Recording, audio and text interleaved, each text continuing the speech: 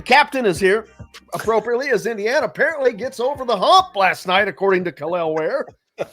Something that has been so elusive that has taken however many games they've played already, 27 thereabouts. But they get not only a win, a solid win against, I get you'd like to say a solid team, but it is against the team that was 8-1 and is now 10-7 in league play. Yeah, the Badgers are going the wrong direction. Early in the year, they had some bad losses, kind of turned it around and led the Big Ten by a couple of games early in the year. Made their way, I think, into the top 10 at some point. I think at some point they were up in the top 10, but it's not going the right way for them now, and they still have to make a trip to Purdue, so they're going to lose at least one more.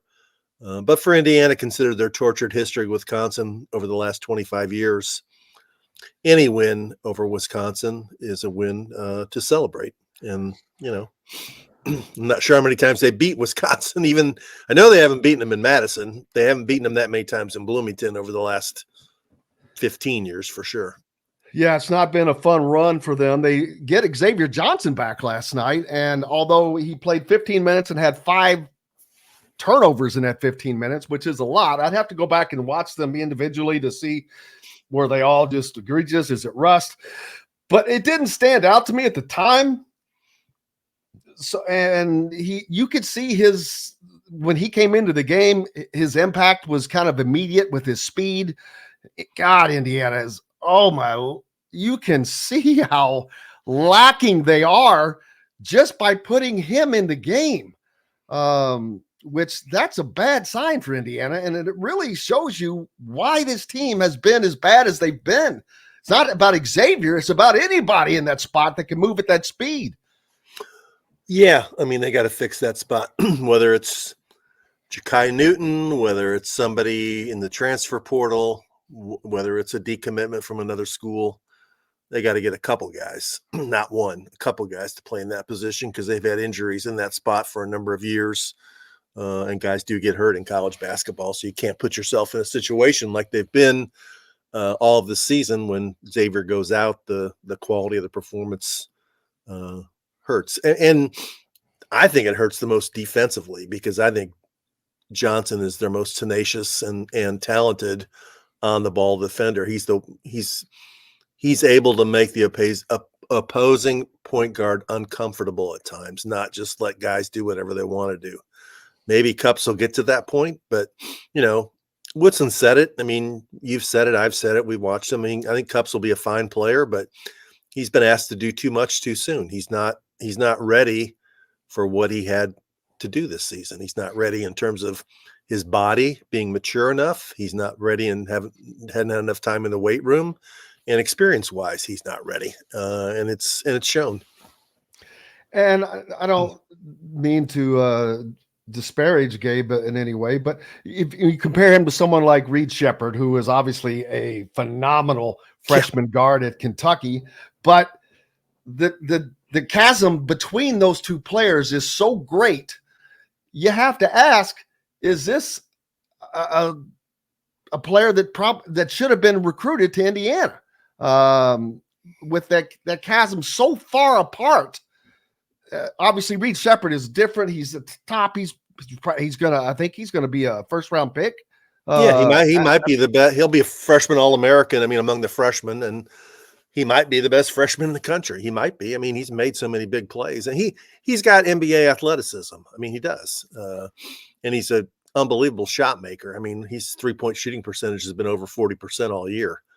That's the one thing I've been a little bit puzzled with about Cups. I thought he would be a better shooter. And he hasn't been, and he doesn't seem to be assertive enough to take shots at times. I mean,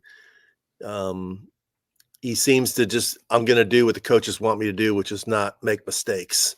And I get that because he's such a new player, but at some point you got to take the next step and say, I'm going to, in addition to not making mistakes, I'm going to make plays. And we'll see. We'll see if he can do it. Because we all know that you can look at a stat sheet and there are things that do not show up on a stat sheet that are still very impactful to the game, but you cannot have a line game after game after game that shows 2 points, 1 of 1 shots, 2 rebounds in 20 minutes of play. Hell, you might as well not shown up. Although you might have done a thing or two other, there can't be that many things that you're doing to impact the game that highly. So it's a loss there. But again, I wonder, is that the talent disparity, is it too much? That's part of why Indiana's in the position they're in. They, everyone, we talk about them not having the talent at that spot to either back up Xavier or to be the guy that stood in there. Well, maybe it should have been. Well, not maybe, it should have been. And that's Right. the problem for an Indiana not being able to compete when you lose someone like Xavier. Right. I just looked.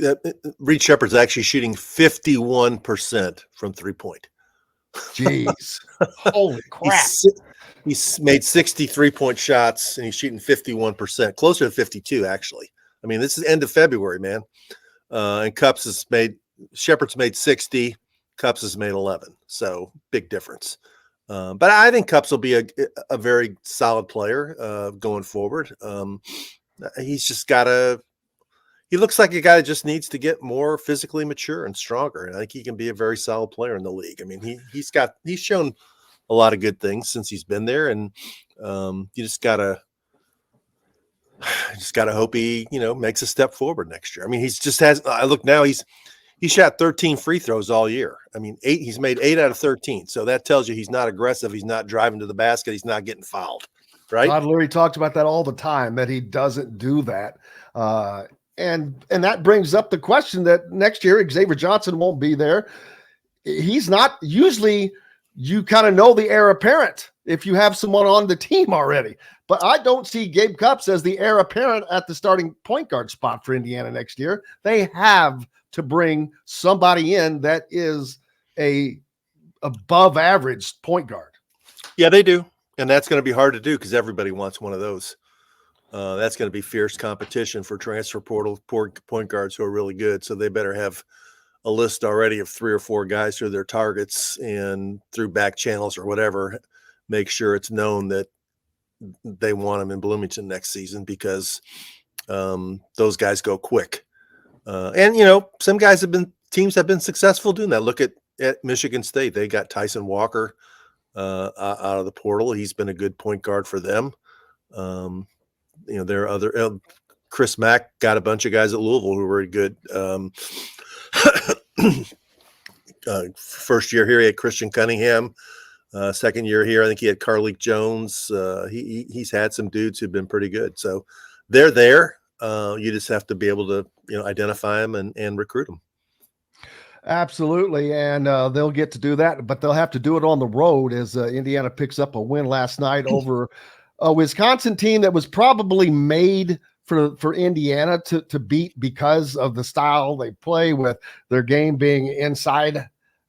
I'd say inside out, but it's just inside. There's not much out. The point paints last night, they actually got outscored in the paint, Rick, 42-38, which is more than a little surprising when you have Kalel Ware, who starts the first half with 20 points, only 7 second half points for him. But Renew came on in the second half. But man, 17 of 20 between those two guys last night. Indiana shoots 62% from the field, but again, most of their shots come from inside the painted area, which has been what Indiana has done. And to give you a better example, the total number of fast break points in this game, 8. That's combined for both teams. Yeah, that's not really modern basketball, but that's the way it's going to be. Not going to change this late in this season with this group and this coaching staff. So you just have to sit back and watch and see if they actually do what they said they were going to do this year, which is be a team that wasn't so post-oriented and moving forward. We don't know who's going to be on the team next year. I would say there's a very little chance Kalel Ware will be on the team. He has games like he had last night. He pretty much cements his status as a likely first-round pick. I expect Mbako to at least go through the process and figure out, if he's going to be drafted. And who knows about, with any player, who else might go in the portal, might not go in the portal. Yeah, I don't. The only player that I could see possibly going to actually going to the NBA is Ware, and he's going to have to show a little more consistency of games like last night. But part of that is because it was, like I said, that was a game made for him. A game where Indiana is just going to pound it inside. That's what they're going to do. And Wisconsin really played into that because they're not a fast break team either. So it was a slow moving game. But they're not going to get to play. Maryland is not going to play that style of game. But he had a good game against Maryland last time. He had 18 points and 12 rebounds. So he matches up pretty well with them. Indiana is not going to go anywhere. They're not nothing that even if they win out, the thing that it changes for Indiana is a positive end to the season. I think that's the best thing that they can hope for, is to go out of this year on as positive a note as possible. Because I can't expect them to win more than 4 straight games. I mean, I would think the realistic goals they would have to set is try and be a team that doesn't play the first day in the Big Ten tournament. And if the season ended today, they would qualify. I think they moved ahead of Maryland yesterday. They're tied in record, but they have the tiebreaker against them. I'm sure if they lose to Maryland on Sunday, they'll drop down back into the bottom. Next thing is they can beat Michigan State for a successful senior day and hurt Michigan State's chances of making the NCAA tournament. And the next thing is to try and win a couple of games in the Big Ten tournament, which has been a struggle for years and years and years. Why is that? I mean, we're talking back from the beginning of the tournament. Indiana has only made the tournament championship one time. Yeah, under Mike Davis. So I just, that's something I don't get, because while we know this has also coincided with Indiana's downturn as a program, they have had years where they were good. I mean, really good. 2013, 2016. You win the Wisconsin Big Ten. beat them in 2013. That's one reason. That was in Chicago. I was at that game. In the very early years, Bob Knight was against the Big Ten tournament, so I'm not really sure he put much into it and really didn't care. Then under Mike Davis, the 3-point shot. What? Yeah. Under Mike Davis, they had the year when they did get to the championship game. I think they lost to Iowa and Luke Recker. And then, Davis's teams kind of went downhill, and they had the bad year when the Minnesota guy threw in the shot when Dockich was the coach. Remember that one? And Green's teams, they just never performed well when the pressure was on in the Big Ten tournament. They just didn't. And then, Archie, I remember the year I went to Chicago, you were probably there when Romeo played. They had to go up there and win a game against Ohio State to get in the Big Ten tournament, and they fell way behind. And then I think, what's his name? Devontae Green threw in a bunch of threes, and they cut it close to late in the game, but they still lost. They don't perform. I mean, I think one of the reasons has been, I don't think they've ever had somebody make it a big priority saying, this is important. This is important. I don't think they've ever treated it like it was super important.